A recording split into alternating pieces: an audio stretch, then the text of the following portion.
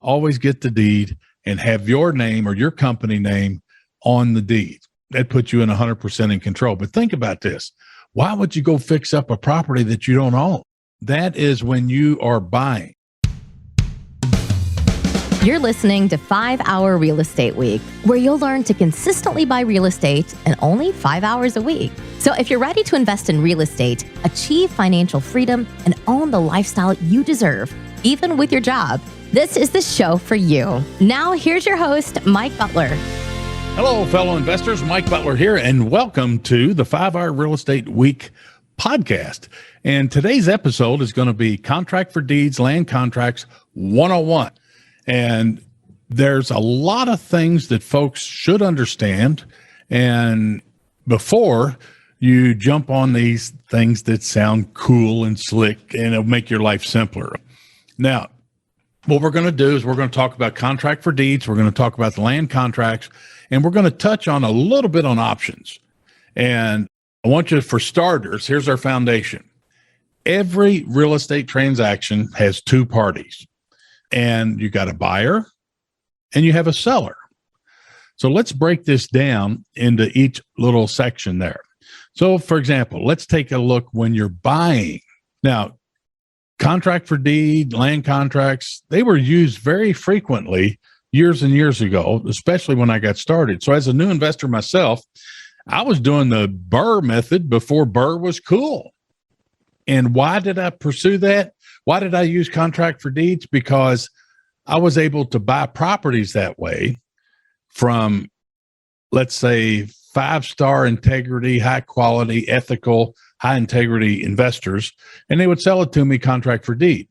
Now, contract for deed and a land contract is basically the same thing, and I didn't get into the definition of it, but basically it's an agreement that somebody spells out, maybe your attorney, or you could probably find one you can steal and paste and use. But it's a fill in the blank form to where you agree to sell someone this property for this amount of money. And here's how they're going to pay for it. They're going to pay you so much a month or borrow at such and such an interest rate, blah, blah, blah, blah, blah. Basically, it's kind of like a promissory note for buying real estate. However, your buyer does not get the deed until the contract for deed is paid in full, or the land contract, depending on where you live and what region of the country you're in. Contract for deed, land contract, basically both the same thing. And for IRS purposes, this is what's called a installment sale. So you're not getting cash for the property, you're seller financing it to your buyer. Now, I'm going to give you this warning several times, and I want you to etch this in stone. Never, ever offer any kind of seller financing whatsoever to an owner occupant. That will get you in trouble faster than anything else. And keep in mind now, the tax laws and 120,000 new IRS agents, blah, blah, blah, blah, blah. That's all pending, but that's being proposed right now. So we're going to touch on options a little bit because they come into play here too, because that's going to be your solution for some of the problems that you're going to get exposed to here in the next few minutes. So every real estate transaction, let's lay the foundation. Every real estate transaction has two parties. Basically, you got a buyer and you have a seller. So that's who is involved. So let's take a look at the buying side. When you, the investor, are going to buy a property, how does a contract for deed or land contract come into play? Well, years ago, that was okay. That was normal. That was accepted. And as a new investor, I was doing the BRRRR method before BRRRR was cool like it is today. And that's exactly what I was doing. And so one of the things I did, and I was very, very lucky because I did not know the risk. I did not know the pros and cons, the do's and don'ts. I got lucky and happened to bump into an ethical, high integrity investor who would sell me a property or two here or there. And I would say this, 3 of my first 5 houses, rental houses that I bought contract for deed. And I just thought that was the best way to acquire properties and all this and that, because the lender, the banks back then, they would accept a contract for deed as me owning the property. And so then I could qualify for a refinance. So that allowed me to do the cash out refinance. However, I was clueless clueless on all the risk associated with contract for deed land contract. So I'm going to tell you this right now. Never, ever, ever buy a property using the seller's contract for deed or land contract. Just don't do it. There's too many risks. And let me tell you something here. Here's a Greg Wendt story. And Greg Wendt, a super good guy. He had his own painting company. And let me tell you what happened to Greg with a less than ethical veteran, been around the block investor. So the investor, and this all happened at our local RIA group. That's how they got introduced to each other. And I didn't find out about this until it was too late. Then he calls me. So the investor had a duplex that was beat all to hell, was not livable. So maybe he had tenants in there. They moved out. The place, it's not rentable. It's not livable because it's dirty, filthy, ugly, all this and that. So this investor hooks up with Greg. He has his own painting business, one-man self-employed company there, but I'm sure he had other painter helpers. So this investor crafts a deal with Greg to buy this property, contract for deed. And so Greg thought he could use this avenue to acquire the property, go in there and fix it all up. And then he was going to do like the Burr method, fix it all up, put tenants in it, then go get a cash out refi to pay off the investors that financed him short term like that. So here's what happened. So here's poor old Greg. He goes to the equivalent of Home Depot back in the day and the others, and he maxes out all his credit cards for materials to buy and fix up the duplex that he's buying from this investor. So Greg maxes out his Visa card, his MasterCard, his Home Depot card account, his Lowe's account, all this and that, his paint store account. So he maxes all those things out. Then he gets them rented, puts tenants in there. Now it's producing money. And then he goes to, at that time, it was probably Fifth Third Bank or Cumberland Bank. I'm not sure, but Fifth Third bought out Cumberland Bank in my town. And so then he goes and sees a loan officer and he wants to do a refi and cash out, get all his money back, pay off all his credit cards. Bingo, he's got his first rental property. He was so excited and so pumped up. So he applies for the loan. He pays the application fee. He pays the money for the appraisal and all the upfront costs that are required to get an investor loan from this bank. So everything's going through. It's looking good. His loan got approved. And so then he calls the investor. And he calls the investor and says, "Hey, Mr. Investor or Miss Investor, my loan's got approved. I just wanted to give you a heads up. We're going to be closing here in about 2 weeks, maybe a little sooner. And thanks again for helping me out here and helping me get my first rental property." Well, the investor never returned Greg's call. In fact, just as soon as Greg called the investor, letting them know that they're going to be closing in a couple of weeks, here's what that investor did. That investor went over to the duplex, knocked on apartment one, and told them, "Hey, Greg was fixing this place up. He's a contractor. He's a painter. You pay me the rent. You don't pay Greg." Okay. And then they did that on apartment number 2. So now the tenants are paying the investor who gave Greg the contract for deed. They're paying the investor because that investor went over and showed them the deed, said he doesn't even own this property. I do. And he never called Greg. Now, you're going to have some gurus that are going to jump up and down and say, "Yeah, but he's got a contract for deed. That's legal." Yeah, it's legal. So what if he's got a contract for deed? So what if it's legal? How's he going to fix it? Think about that. How's he going to fix it? He's going to have to go to court, get an attorney, go sue the investor, blah, blah, blah, blah, blah.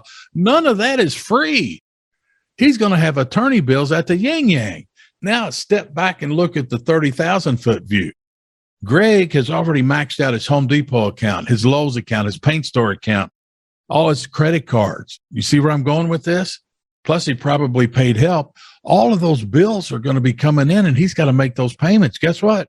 He doesn't have the income to make those kind of payments. Pretty frustrating, isn't it? That investor ignored Greg, never called him. Greg had to go to court on it. And you know what? Greg ended up filing bankruptcy because of it. Isn't that a sad story? And then so Greg looked me up. We did a coaching session. He says, "Mike, I should have called you first." And so that's a huge lesson learned. And I don't want to see you or any of your family members or friends get into any kind of pickle like that. And the best way to avoid that is prevent it from happening. So no more contract for deeds or land contracts when you're the buyer. If you can get someone to do that, you want to always get the deed, and have your name or your company name on the deed. That puts you in 100% in control. But think about this. Why would you go fix up a property that you don't own? Interesting, isn't it? So that is when you are buying. You can do short-term seller financing, but I recommend that you have a real true blue closing, get title insurance, and make sure you dot your I's and cross your T's so that you're protected. And so let's avoid you or anybody from doing the Greg Wentz story there. Now, got a little thing we're interjecting here today. We got today's sponsor is TrusteeServicesUSA.com.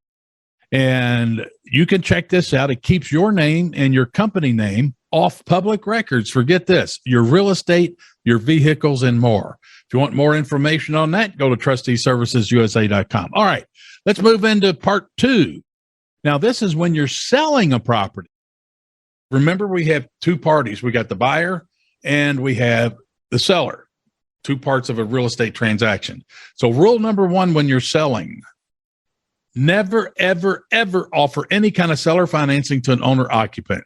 Just etch that in stone, tattoo it on your forehead backwards. Never, ever do that.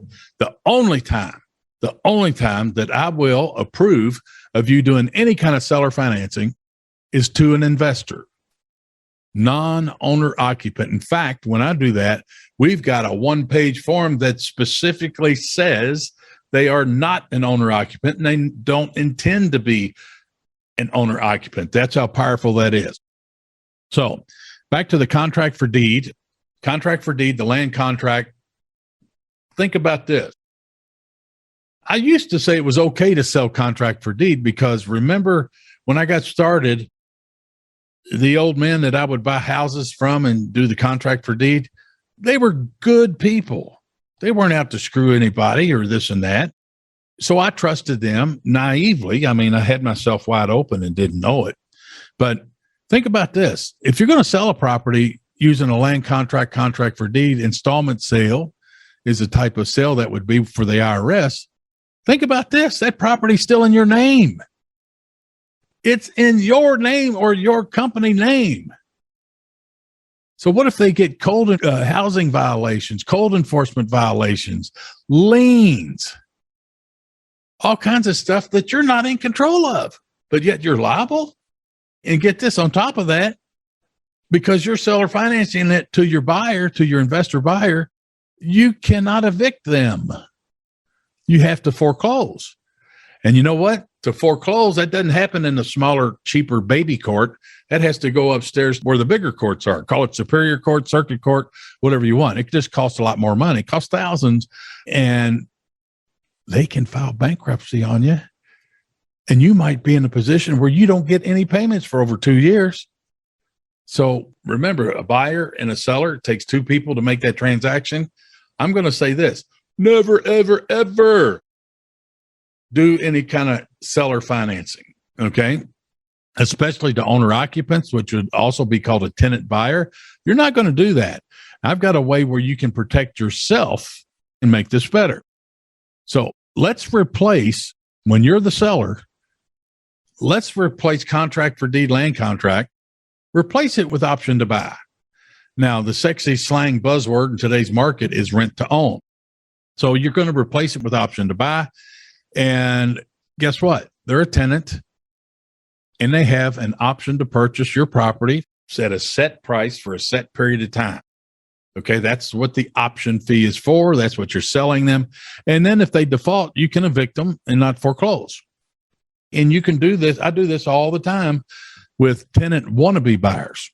And the option fee doesn't have to be much. So you can't have a house that has an ARV of $100,000 and take a $50,000 option fee. That ain't going to fly in court. You're going to have to give that back to them. But we'll get into more. We'll do another episode just on options by itself. So if you replace the contract for deed and land contract with option to buy, lease option. You might heard that. Well, guess what? You can do that with owner occupants. You can do that with tenant and wannabe buyers. You can do that with investors, and it keeps you in control, and you don't have to do the foreclosure process there. So think about those two things, and think about the risks, the pros and cons, the do's and don'ts on contract for deed, land contracts versus why would you want to put all kinds of skeletons in your closet, so to speak, either when buying or selling using contract for deed and land contract, when you have better alternatives that's going to protect you better and protect you more. And that's awesome. So let me go back. I just thought of one other thing I want to add to the selling aspect. So if you do rent with option to buy, even if your tenant wannabe buyer or your investor that you're doing this deal with, if they file bankruptcy, especially a tenant wannabe buyer, they will not list you as a creditor. They will continue paying rent. Why? Because they don't want to get tossed out on the street. Whereas if you're doing a contract for deed land contract, seller financing to forbid the tenant buyer, they can file bankruptcy on you. And once again, no more payments for 2 years. So you got to think about that. And now when I mentioned the word option in there, you got to think about this.